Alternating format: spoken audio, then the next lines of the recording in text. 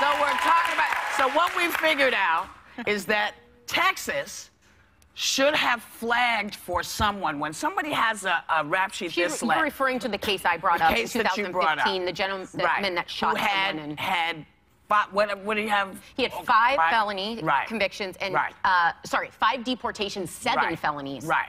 So 7 felonies should tell you, don't let, forget where he's from. 7 felonies, you should not be back on the street. Period. But what tends to happen, I think, is jurisdictions say, well, let somebody else deal with it. It wasn't San Francisco's fault. My point was, had someone said, in Texas, where he was on probation. 7 felonies. Yeah. It's like when you see on the news, they say, this person had 25 DUIs. Yeah. It's like, wait. Yeah.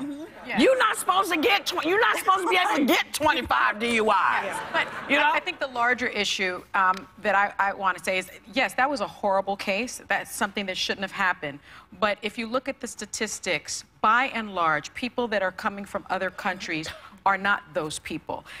They, by and large, commit less crimes than people that are homeborn. And so to legislate based on fear, to legislate based on that one example is wrong. That is not what our Constitution That's what you call anecdotal. I'm not talking about the wall and blocking out people that come in to commit crimes. I'm saying if you're committing a crime and you're here, whether you're legal or undocumented, you need to be punished. Yeah. Right. Like you can't come here and agree on that. Well, we do, but there's some intricacy to how they actually execute this. Well, you have to talk to Texas. Do you believe, Sonny, I'm curious though, do you find these sanctuary cities to be constitutional, in your opinion? Do you yes, find because that I think there's a separation between states and the federal government. If the federal government wants to do its job and have ICE agents go into these cities and and arrest people, then that's one thing. But if you're asking local authorities to put on a federal ICE hat and then start arresting people, that makes me nervous because a lot of times our local authorities racially profile.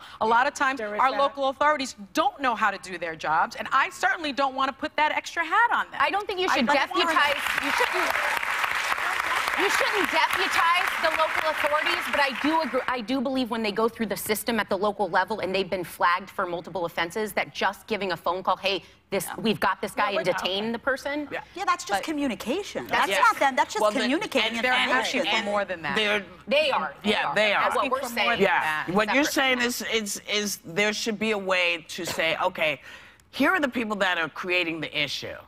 But as we all know, sometimes people get overzealous, which we've seen with some of the arrests that have happened. So what I want people to feel comfortable when they come here.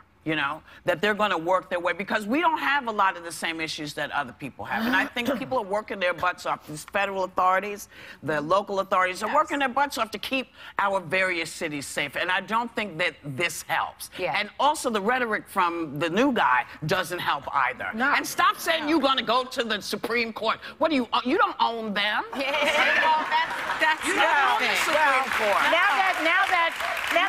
Now that Mitch McConnell has jumped over all the laws and rules of the Supreme Court, and we got Gorsuch in there, they do own it. No, they do not own it. Gorsuch is very well balanced, and I think oftentimes you find that someone comes in. No, but oftentimes you find that there are assumptions made about how the Supreme Court is going to rule. We saw this with Obamacare. We saw this with Roberts. We've seen this in the past where the assumption is made that because they're put in by a Republican, they're going to rule in a way that pleases a Republican president. It's not just or that he's a vice Republican, versa. it's his record. It's his record.